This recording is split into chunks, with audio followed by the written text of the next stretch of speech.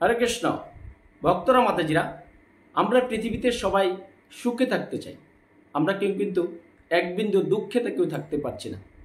কিন্তু কি হয়েছে, আমরা সুখের পেছনে খুঁজতে গিয়ে আমরা জানি না যে কি করলে সুখে থাকা যায়।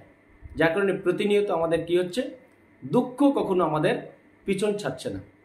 তাই সত্যিকার অর্থে যদি আপনি সর্বদা সুখে থাকতে চান, তাহলে কি করতে হবে? এই হৃদয়ে প্রথমে কৃষ্ণ চেতনা, কৃষ্ণ ভাবনায় জাগ্রত হতে হবে।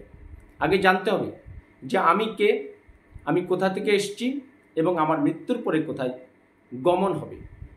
এই তিনটে জিনিস যে না জানবে, সে পৃথিবীতে কিন্তু দুঃখের সাগরে নিমজ্জিত থাকবে। যতই অর্থ থাকুক, যতই প্রতিপত্তি থাকুক, যতই আপনার মাসেলস পাওয়ার, পরিবার, পরিজন, পরিচিতি থাকুক। তাই আগে জানতে হবে তিনটে জিনিস কি, যে আমি কোথা থেকে এসেছি, আমার কি করা কর্তব্য এবং মৃত্যুর পরে কোথায় যাব। তাই এই তিনটে জিনিস আপনারা কোথায় পাবেন? আপনারা যদি প্রতিদিন যে ভগবান শ্রীকৃষ্ণের মুখনিসৃত বাণী শ্রীমদ্ ভগবদ্ গীতা অধ্যয়ন করেন, 18 অধ্যায় যে 700 শ্লোকে, আজ থেকে 5500 বছর পূর্বে কুরুক্ষেত্রের রণাঙ্গনে যে ভগবান শ্রীকৃষ্ণ অর্জুনকে যে অমৃত জ্ঞান দিয়েছিলেন, সেই গীতাটা আপনারা প্রত্যেক দিন পড়বেন।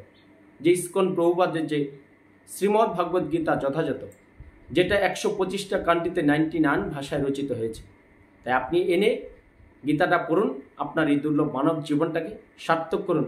তবে আপনি জানতে পারবেন যে প্রকৃত সুখ কিসে, বা আপনি প্রকৃত সুখী কি করে হবেন। ভক্তরা মাতাজিরা, হরে কৃষ্ণ।